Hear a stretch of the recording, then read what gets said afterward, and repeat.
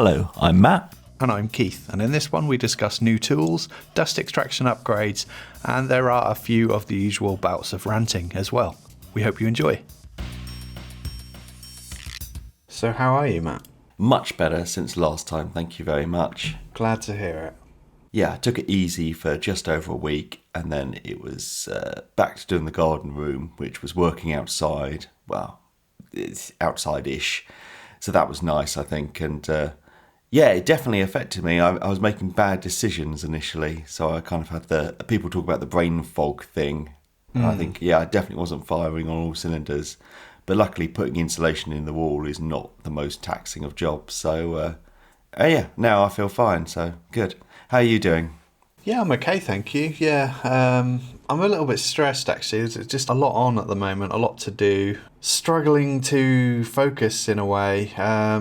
I found an interesting article, actually, why procrastinators procrastinate, which is quite good, actually. It's I'm not into kind of like self-help things. I generally find they don't really help me for some reason. I think they do help others, but for some reason they don't work with me. I don't know why, but this one is written in a really fun way. It's got a dark playground, a procrastination monkey, a panic monster. It really helped me, actually, because I always find that with procrastination, it tends to happen either when I'm not busy enough or when I'm too busy. When you've got a kind of nice, steady flow of work, I tend to just crack on with it and I'm quite chilled and I get things done. But at the moment, it's, there's just too much to do. Which is interesting, really, because a few months back I was thinking, I'm going to run out of projects soon, and now it's quite the opposite. I've just got way too many projects on the go. Yeah, it's funny how these things work, isn't it? It is strange. Yeah, I have those moments like, oh, I don't know what the next video will be, let alone the next and the next and the next. I've run out of ideas, and now I've got more content than I can do for the next year. I've got so much on. COVID obviously threw me because I lost over a week's work, and now I'm so far behind. In a way, it's almost nice problems to have. Yeah, I'd definitely rather be too busy than not busy enough, I think. So what did you do for insulation in the end then, for the garden room? I went for 50mm foil-backed foam board things, which you're telling me the proper name of because I always forget. PIR, I think. That's it. Oh, that's something I was going to mention. So I looked up the prices and I found a website called Materials Warehouse, and I ordered from them, and what they have is lots of basically just sheets of things. And I think they said they've started by two guys in a pub in Camden, two builders who were so frustrated with not being able to get consistent pricing on things. And I don't know how it works, but what it looks like is that they just have a lot of products and then they ship it out from the manufacturer rather than having a warehouse themselves. But it was good because it just had a drop-down box. You could pick the delivery day. So I placed the order while I was at my house. For the first day I was going to be at my mum's house, which is kind of what you want when you're kind of on a job. Lorry turned up. It looked like direct from the supplier. So yeah, that worked out well. But it was as cheap as anywhere I could find, with being a really easy to order process. So is it completely done now? Did you clad the walls as well? Yes, so I got the insulation in and I've cladded the walls with MDF. The problem with using any sheet goods is what to do with the gaps. So what I've gone is kind of a fake panelling effect. Okay. So I've put a strip along the bottom, which is kind of skirting board, and then a mirroring strip along the top of the wall, and then vertical strips going along, and I love it. I think it looks great. Oh, and it was so easy to do and used up all the scraps, and I'm definitely going to do it in my workshop now. Yeah. They wanted the walls white, which I think looks good, but I think a darker colour would make the panelling look even better because you'd kind of get the shadows a bit more. Yeah. But yeah, no, I really like it. But what I bought to do it was a nail gun because it was kind of essential, especially for doing strips on the ceiling. I reckon you could have got away with the walls with just a grab adhesive, just pushing them on, but it doesn't pull it tight into the wall. So I bought an electric one, a tackwise one, just off Okay, so I feel we can have a segment in each episode, Matt's Rants. and so I'm going to go into one now. I ordered one from Toolstation. It looks like Toolstation and Screwfix have exactly the same gun, different branding on. I think they do a £25 one that does 25mm nails, but for 35 you can get up to 35mm nails. I thought, wow, I'm going to pay the extra tenner and get 35mm is more useful. Toolstation I use all the time. I must have got close to placing 50 orders with them over the last few years. And they used to use Parcelforce, who would give you a 1 hour delivery window. It gave you a ballpark of when they were turning up. They've now changed it to, they've rebranded. I think we've talked about this before. That used to be Hermes or Hermes or whatever, how you pronounce it. Yeah, is it Every now or something like that? Yeah, it is. They've changed to that. And they delivered at 10 at night to the wrong address and then said they hadn't delivered and were going to deliver the next day. And it got to 3 o'clock the next day and it wasn't even out for delivery again. And I just contacted them, cancelled it and ordered it off Amazon. For me, it makes Toolstation unusable. I'm not ordering something that, I might need next week at some point. I'm only ever ordering something because I really need that thing now. Yeah. So it's a real shame that I don't know why they've done it, because for me, it just makes them unusable. So that's my rant. But anyway, really happy with the nail gun. It's an electric one because battery ones are much more expensive and it isn't one on any of the platforms I have, but it worked great and it really made the job easy. And I've gone a few years without one. And now I'm thinking about all the things I could do. And I think I've put off doing things like I want to make a lot of small storage boxes. But the thought of hammering in all those nails has put me off. Is it 18 gauge pin nails? Yeah, brad nailer. I always wanted when I had a compressor to get, I think it's a 23 gauge headless one. Yeah. The little tiny ones. Yeah. What nail guns do you have?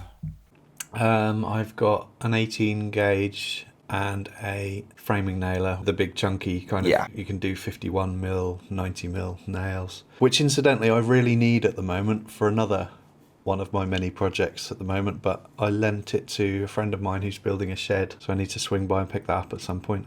Just one more job to do. Yeah. It's interesting you say that about the electric Tackwise nailer, because I had one many years ago and it never fired the nails in flush. I just could not get enough oomph out of it, so they must have vastly improved it, I should imagine. I mean, this was years ago now.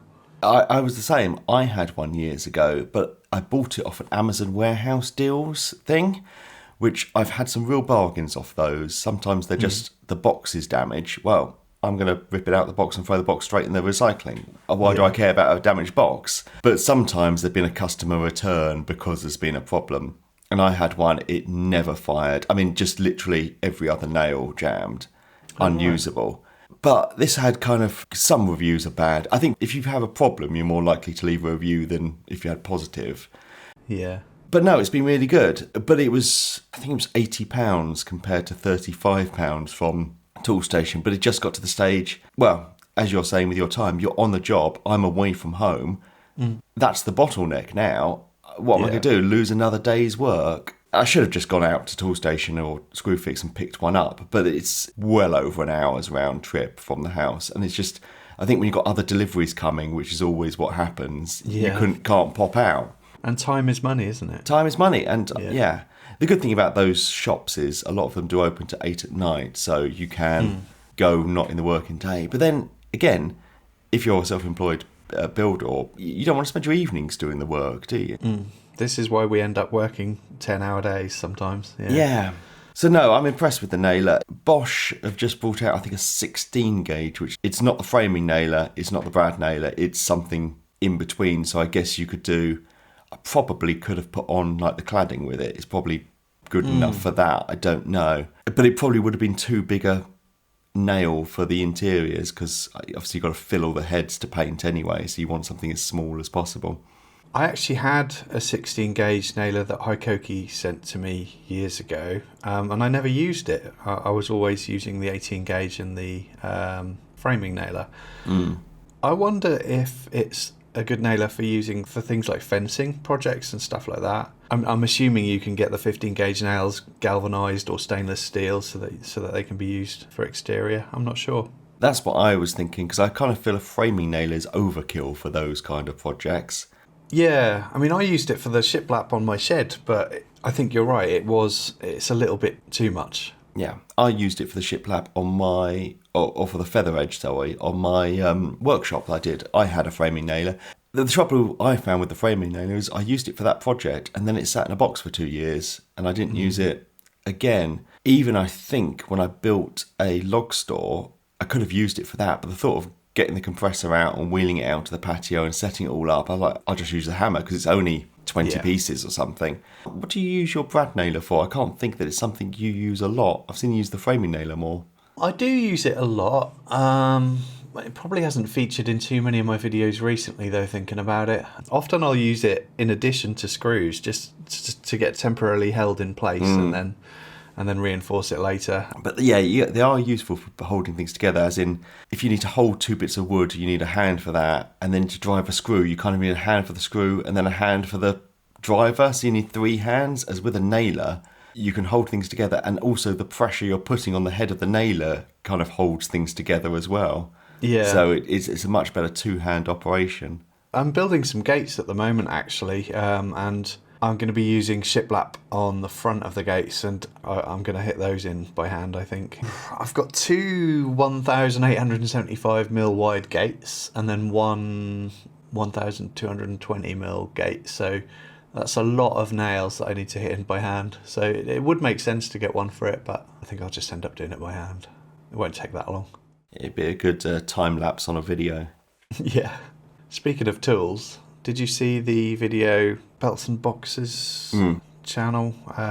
They were at an event with the Milwaukee track saw.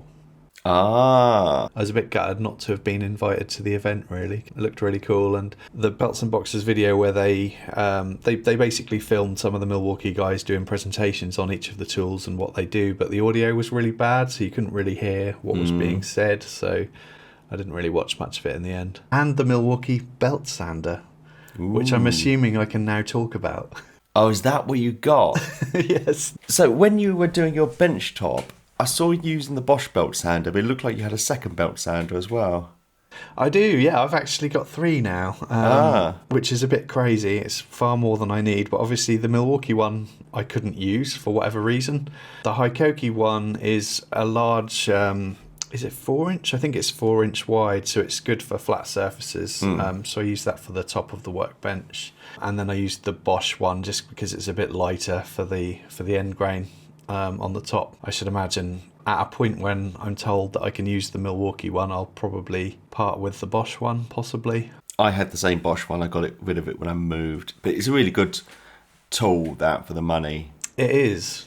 I saw that Milwaukee also doing a power bank thing. Yeah, I've seen that in pictures, but I haven't really looked into what it is or what it does. I think it means you can plug your batteries into this caddy and then use it to power mains-powered tools.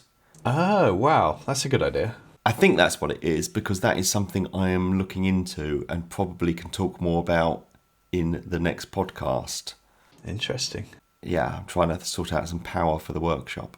Yeah, I tend to only really reach for the belt sander if it's something crude like a workbench top that I'm not really worried about getting a fine finish on, or often I'll pick it up if I've got something like a painted finish on some old wood that I'm trying to salvage and I don't want to run it through the planer. I never really run any painted surfaces through the planer because it just makes a bit of a mess, and it's probably not good for the blades either, I should imagine, particularly if it's a hard film finish. I agree, especially as if you want to give your chips away to someone that's keeping animals, then you've got to empty the barrel out and have a separate one just for the paint, and then you've got to get rid of those chips which you can't put in the garden waste. It's a whole thing, isn't it?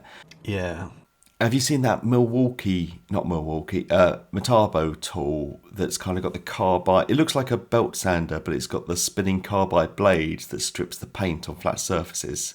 No, that sounds really interesting. Oh, it looks amazing. It's not cheap. If you've got a flat surface, it just strips the paint. So it looks visually a little bit like a biscuit jointer. It's kind of got a square bottom and a handle on the top. I never even knew such a tool existed. It's cheaper than I thought, actually. You can get it for just over 200 quid. Oh, so it's got like a circular blade. I don't think the blade's circular. I think it's the spinny bit circular, but it has two of these carbide cutters in it that spin. A pack of 10 replacement cutters is £31, but it actually doesn't sound too bad considering you only need 2 at a time, and I imagine they last a while. But yeah, if you're using a lot of painted or varnished reclaimed materials, I imagine it's fantastic. In fact, the picture of the guy using it looks like he's got a bit of 1940s brown furniture and he's stripping it off. That was what I was going to ask, actually, whether it would be kind of delicate enough to be able to work on veneered furniture. I'm looking forward to checking out some videos on that. Yeah, there's got to be some videos on it. So you got much left to do on your house? We've got all of the big stuff to do, so roofing, which will be the next big job, and then I'm going to be replacing the windows. I say I'm going to be replacing the windows. I'm planning to do all of the easy ones that I feel relatively confident that I can manage by myself. But we've got a bay window in our living room, which obviously I'm not going to attempt that. That's just going to be far too complicated, I think, for me to get my head around. So we'll get in a professional for that. So like I said earlier, I've got all of these projects that I need to do. For some reason, everything's just happening all at once. But there's one project that I'm particularly excited about doing, but I can't really start it until all of the annoying ones are done. So on Sunday, it's about 4 a.m, I got back from Marrakesh. Did a bit of travelling through Morocco with a couple of my mates last week. But I got a message from my wife the day before I came home saying that she's found a cat for us. So we went and picked him up. He's settling in really well. He's an FIV cat, so... I don't know what that means. No, I didn't either. Oh. So basically he's got cat AIDS. He can't go outside and interact with other cats because if he fights with other cats, there's a risk that he passes that on to other cats. So he needs to be kept indoors, which is a really good thing for us, obviously, because we're on a main road. So if we were to get a kitten, that would be really risky. So we wanted an older cat anyway. But with this FIV thing and having to keep him indoors, it's kind of worked out well for us. He's an old street cat, so they found him on the street. But he's quite opportunistic when it comes to food. So Rhea left a shepherd's pie on the kitchen counter a couple of nights ago and returned back to it, and all of the cheese had been ripped off the top, which was quite funny. I don't know if you remember when I did that patio video, but we've got this massive patio at the side of our bungalow that we've never really known what to do with because the garden here is so big and there's only 2 of us here, and it's like, well, what do we do with all of this space? So we're going to build a catio on the patio. So I'm going to do a big enclosure out there so that Mickey the cat can go and roam and get some sunlight. And I'm really excited about it. I just want to start it. I've already ordered all of the materials for it, but like I say, I can't really start on it yet because when we do the roofing project, the whole bungalow is going to have scaffolding around for safe access. So is it a bit like an aviary, as in it's got wire mesh to keep the cat in? Pretty much, yeah. And I've never bought wire mesh before, and you can get some nice stuff, kind of 2x2 grid metal mesh, so the holes are 2 inches basically square, and you can get it in black and stuff like that, and it just looks really nice, but it's so incredibly expensive. So that was the kind of what I wanted to do, but when I looked into pricing it up, it's like there's no way we can afford that. So unfortunately we've had to go for some galvanized kind of mesh that you'd see. I don't know whether chicken wire is underselling it a bit because it does look better than standard chicken wire, but it's not the high end stuff that I wanted, unfortunately. But that stuff is surprisingly cheap. I probably could, but it's going to be so big, this space, that I don't really want the hassle of painting it, to be honest. So we're just going to leave it as is. Oh, well, this sounds a great project, and I imagine once you got it built, there'll be lots of furniture and toys needed for it. Exactly. Yeah, I can't wait to get started on all that stuff. The one challenge we've got is kind of access, because it'd be great if he could just kind of let himself out there whenever he wanted to go out. But the access to it is either from my office, as in the room that I'm in now, or our spare bedroom, and there's really nowhere to put a cat flap or anything like that. So I'm wondering, I've got these kind of large sliding doors in the office, and I'm wondering whether I could remove the glazed panel from that and then get a glass manufacturer to make a new glazed panel with a hole cut out for a cat flap, and then fit that myself. So we either do something like that, or we go through the wall, or we just replace the glazed doors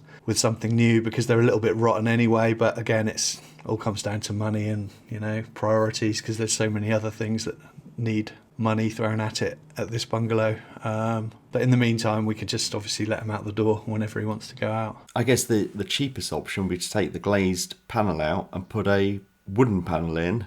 Yeah, although they're kind of like full height glass panels, if you know what I mean. So it'd be a bit of a shame to do that in a way.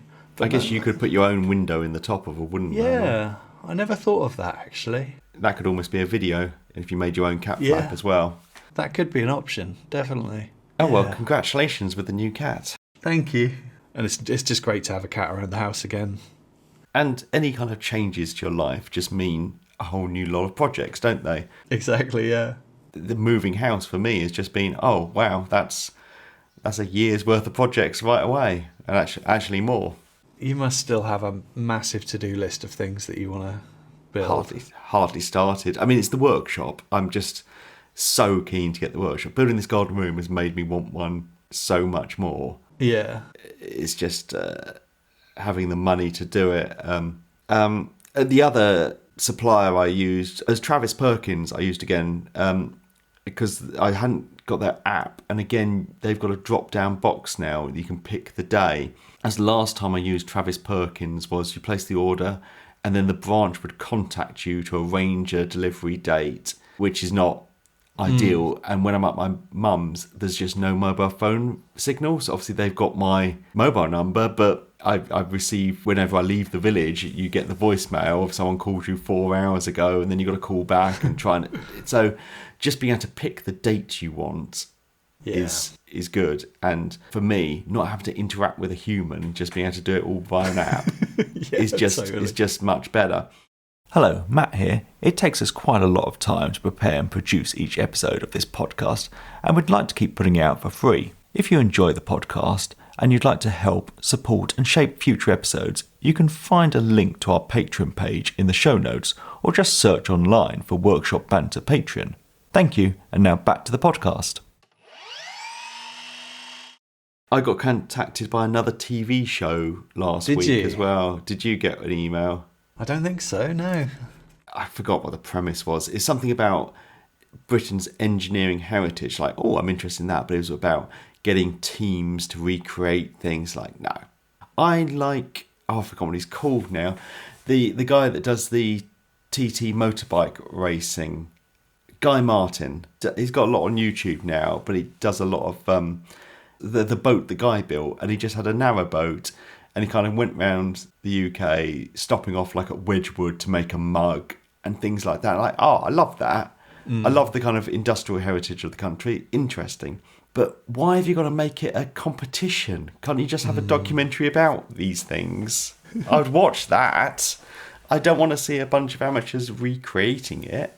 It's so tiresome, isn't it, the ideas that they come up with sometimes? Oh, yeah. They overcomplicate everything. If they just had a whole series about Brunel and all his great achievements, I would be hooked on that.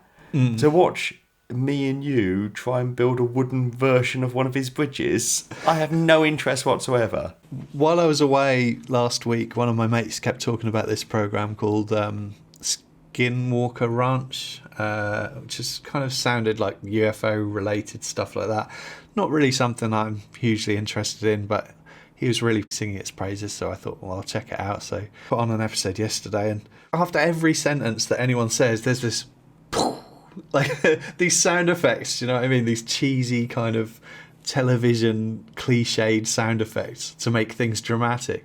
I just watched like 10 minutes of it. I thought, it's just making me cringe. I can't watch it anymore. So that went off. It just puts me off, and I can't be the only one. It's very weird. It's like they don't look at YouTube at all. Yeah. And if they did, they'd see that there's all these big channels on YouTube that don't do any of that. They keep it really simple and are really successful.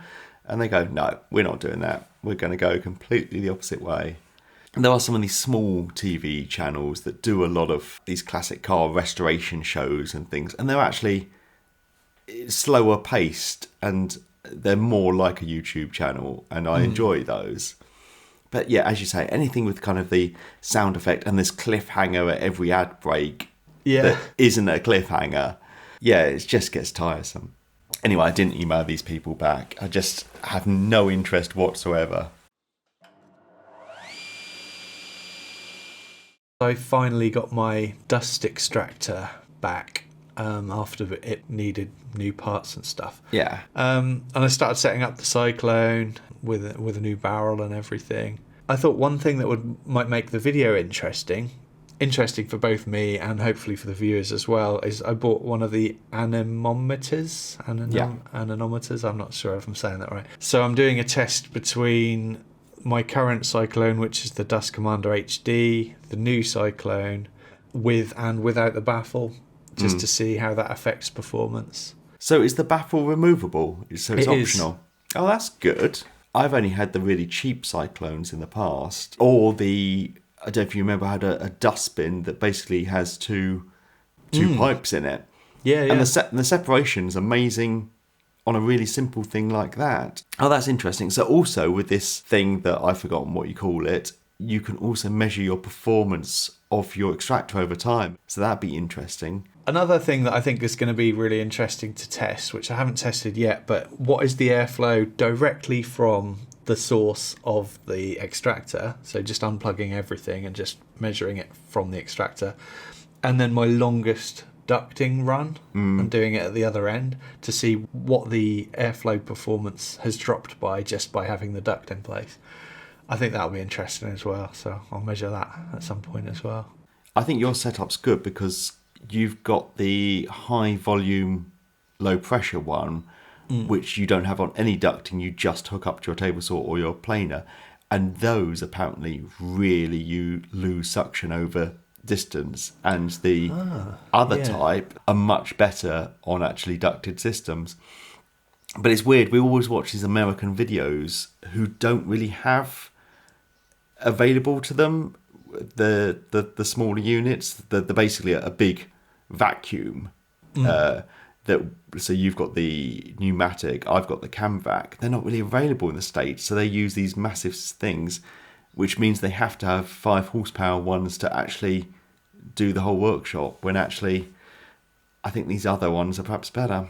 That's a good point. It's something I've never really noticed, but yeah, they all kind of have the HVLP extractors and some shop vacs, generic shop vacs, but they don't really have the high performance twin motor shop vacs, do they, for some reason? With 100mm ports or 4-inch ports. No, they just have normal hoses. I see Camvac are for sale in Canada now because there's this Canadian tool shop that does really good videos about their products.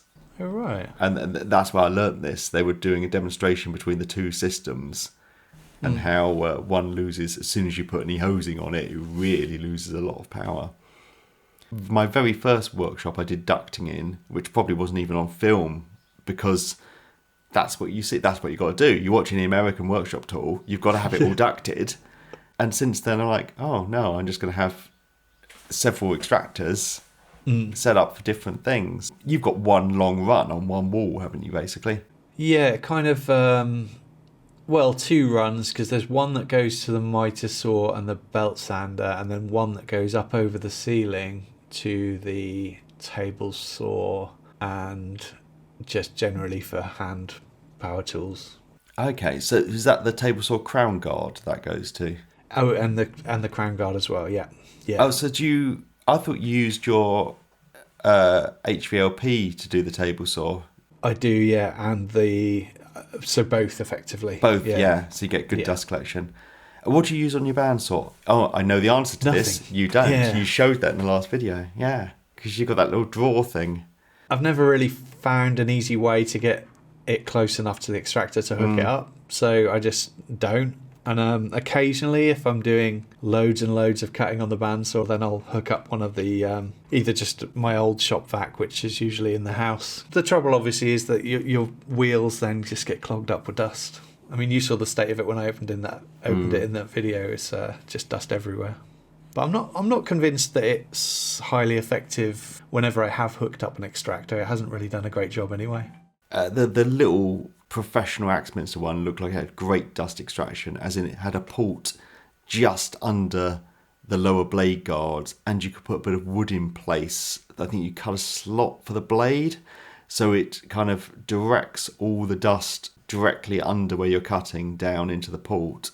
I was like, right. That's clever. It's like, because most of the time it's, especially when I had the Jet one bandsaw, which was a nice big cast iron machine. But it's like they've built a bandsaw and then they've gone, oh, we'll stick a hole in the back for a dust port. And the hole was probably 15, 20 mil off the bottom.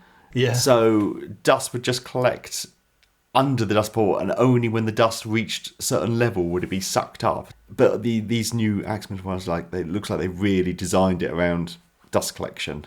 I think a lot of tools, I guess health and safety regulations have changed, but they're really starting to think about dust collection more, which is really nice to see. With table saws, sometimes, or with the planer, sometimes you've got to stop what you're doing and just clear the dust or the chippings because they're in the way. Yeah, that's a common problem with my thicknesser.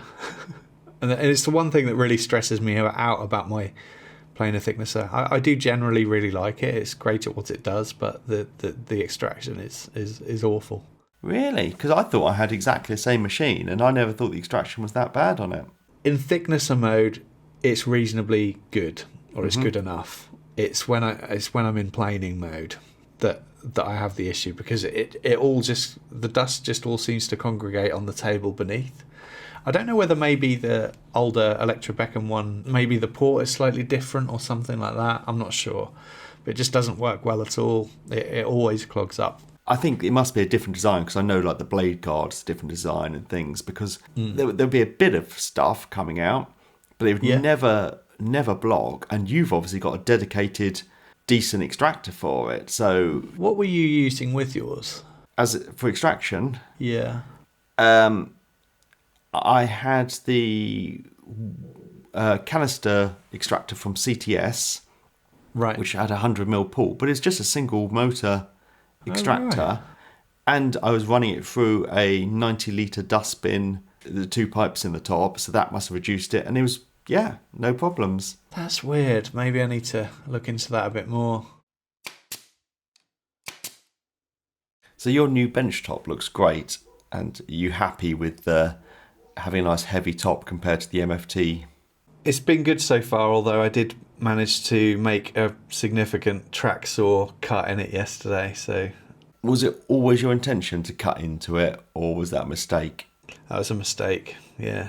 I picked up the track saw, and for some reason it hadn't sprung up again, and I hadn't realised. And it just basically grazed the surface and made a big deep gouge that will be there for many, many years, but never mind.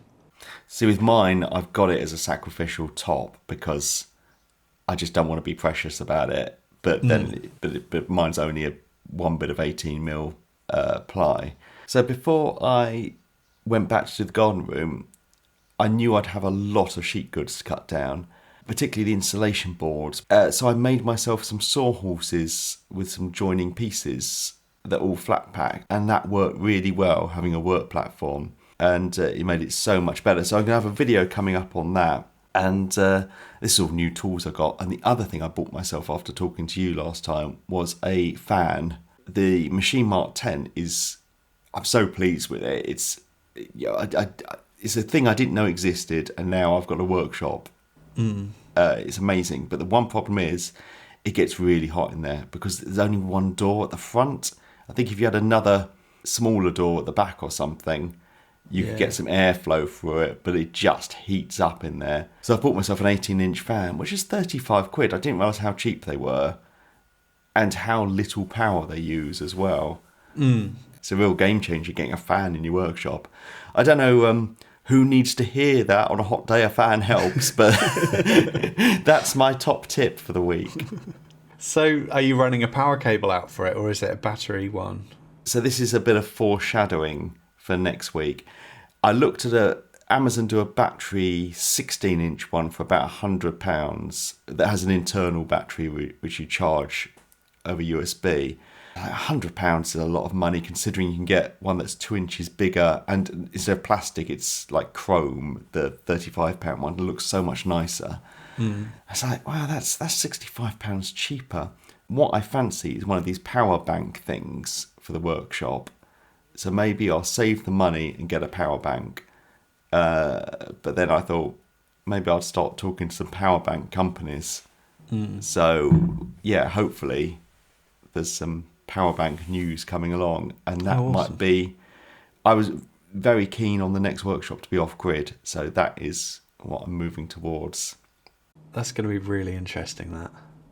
Another thing I seem to have bought loads of tools since I last spoke to you, is I bought a folding stand for the table saw. Oh, yeah. It's just so much nicer to work at, a proper working height rather than on the floor. And with these sawhorses, I managed to set up a outfeed table, so I had to rip a lot of strips for this paneling, and just having a table saw on an outfeed table rather than a table saw on the floor. Again, after my revolutionary get a fan when it's hot tip, my other tip is how much prices fluctuate on Amazon. So this table saw is a wheeled folding one, which means it kind of folds up into almost like a sack barrow thing. So I keep the table saw in the house and then I can wheel it out. But they were about £203, I think. And I think they were £197 on Screwfix. So they're around the £200 mark.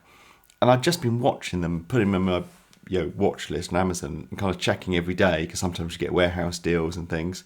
I think it went down to £148, so a significant saving. And I bought it there and then, because wow, £50 off. But if you watch things long enough, yeah, they do these things where the price just drops dramatically for one day sometimes. Yeah.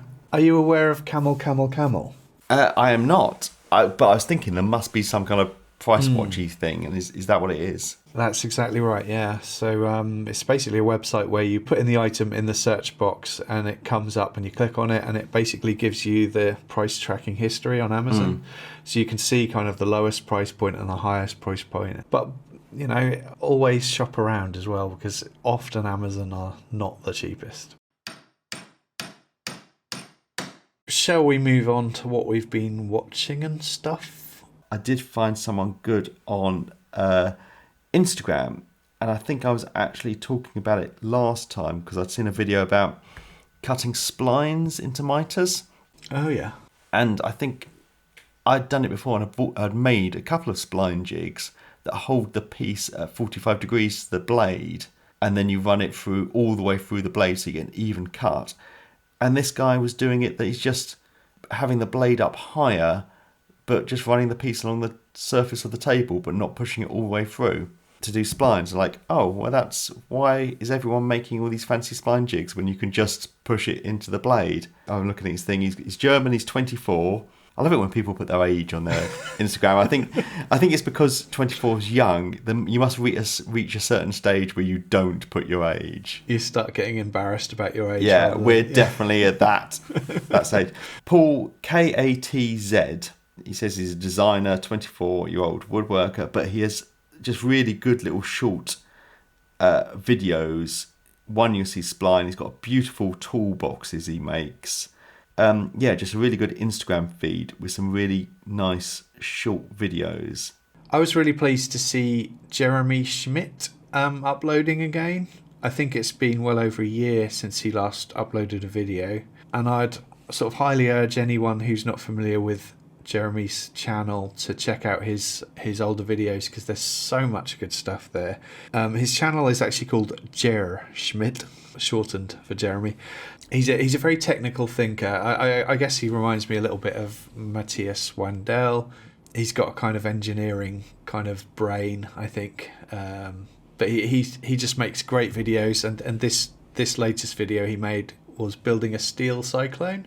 So it wasn't really woodworking related, but seeing how he fabricated this sheet metal into a cyclone was pretty fascinating, I thought. So yeah, definitely check that out. And if you get the chance, go and check out his older videos as well, because there's some brilliant ideas there. Is he the chap that made the table saw fence using threaded rod? I'm not sure. If it wasn't, then that's a very good video, because it has threaded rod and then half a nut on the kind of cam lever, so that the nut always engages with the threaded rod, so that it's very precise, as in it locks in the same position every time. It does sound like something he would do. Yeah. So I'm just flicking through his older videos now, and there's a bunch here that I can remember being particularly good. One was fixing a wobbly mitre saw.